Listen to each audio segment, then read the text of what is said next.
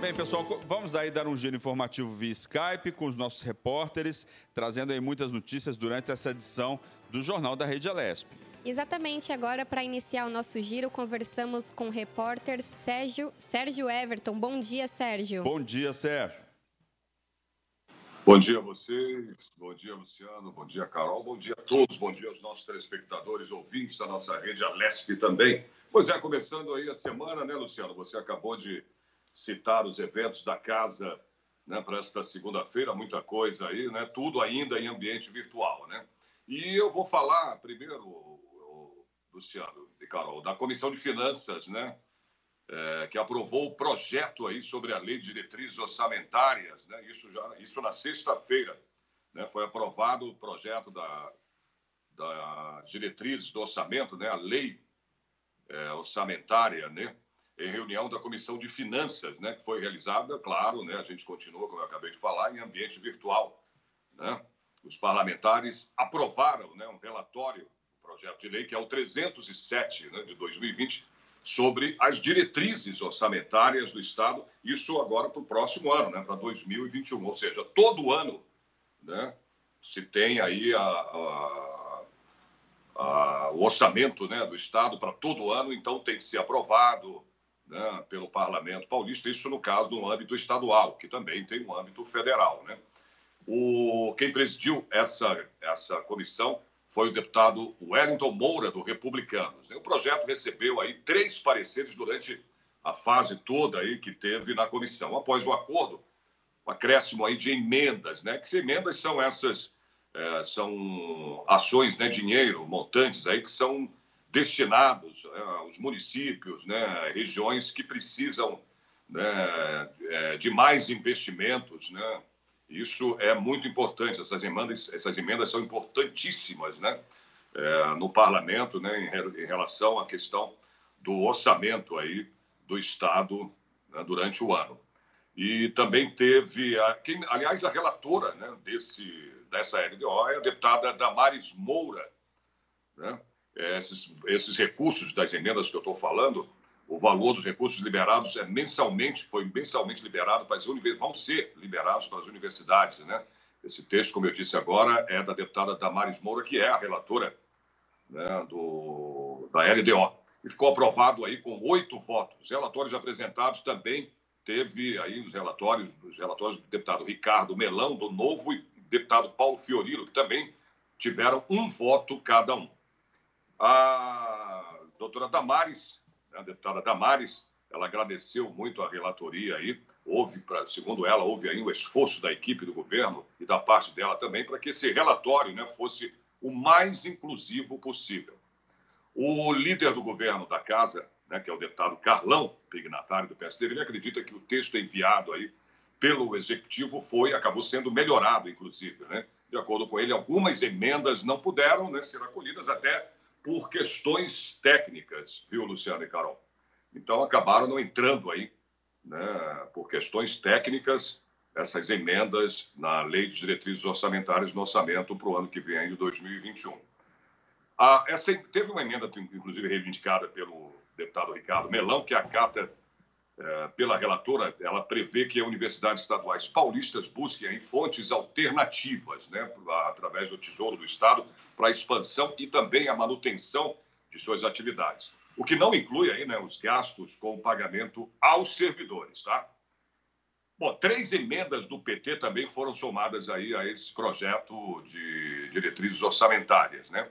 Uma delas indica que o governo envie à Assembleia dados sobre a dívida ativa do Estado, assim como um plano aí de metas anuais para a redução desses débitos. Já uma outra, que foi o deputado Paulo Fiorilo, né, do PT, prevê que o Legislativo, o Ministério Público e o Tribunal de Contas do Estado disponibilizem aí no portal, que é o portal chamado Portal da Transparência, né, informações atualizadas mensalmente sobre saldos e fundos especiais de despesa e financiamento, a fim de promover a transparência, né? E o projeto deve ser aí discutido, né, e votado em plenário já, acredito que nessa semana, né? Já vai ir para discussão, aí logo depois vai ser votado, né? Nós tivemos também, na sexta-feira, a CPI, né, da fake news, que vai dar continuidade, inclusive hoje, né? Vocês já anunciaram aí, né, a CPI das fake news a partir das 10h30 da manhã. A de hoje, ela vai receber também, né, pessoas para oitiva, né, para falarem, né, darem seu depoimento.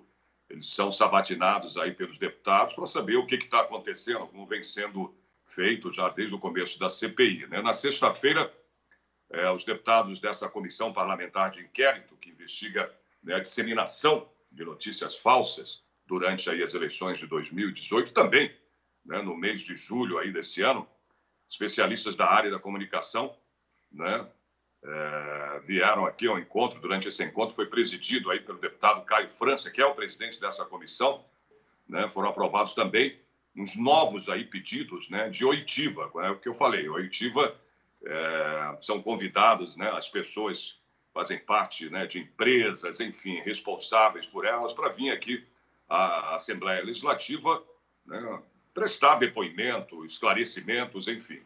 No ambiente virtual, como sempre, né, os participantes dessa reunião eles discutiram as formas de consumo de notícias, né, como as redes sociais, que a gente bem sabe aí que é Facebook, né, Twitter, WhatsApp, enfim, além da relação entre a polarização política e a circulação dessas notícias falsas, né, principalmente de 2016 até hoje. Foi debatido também a diferença entre a opinião de notícias falsas, né, e boatos, porque tem isso, né? Você fala assim, são notícias falsas, e há uma diferença entre boatos, né, e essas fake news. Por isso, né, está se fazendo essa comissão para saber até que ponto, né, a investigação vai, né, quem vai ser punido, de que forma, né, vai vir essa punição, enfim. Teve um dos convidados, foi o Pablo Hortelado, que é professor de gestão de políticas públicas da Universidade de São Paulo. Ele explicou os mecanismos, né, usados aí por esses blogs para disseminar essas notícias falsas. E ele disse que esse fenômeno, né, tem algumas características que não são novas, não, tá? Mas possui aí inovações, como a migração de sites de opiniões para páginas com formatos aí noticiosos, né? E disse também que essas páginas se valem aí, né, de uma estrutura do texto jornalístico para transmitir confiança aí aos leitores, né? Então, inclusive até a deputada Mônica da bancada, né, ativista, que foi quem fez o pedido, né, para a vinda aí do Pablo participasse da reunião. A maior parte das notícias falsas tem aí como objetivo, né, segundo ela, construir ou, né, destruir reputações. Isso é uma verdade. Isso acontece com mais frequência nas partes privadas aí das mídias sociais e não, como ela disse, né, em ambiente aberto.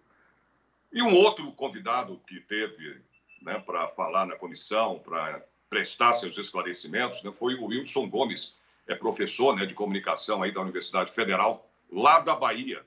Ele argumentou que é preciso, como eu falei, tá vendo, distinguir notícias falsas de opiniões, né?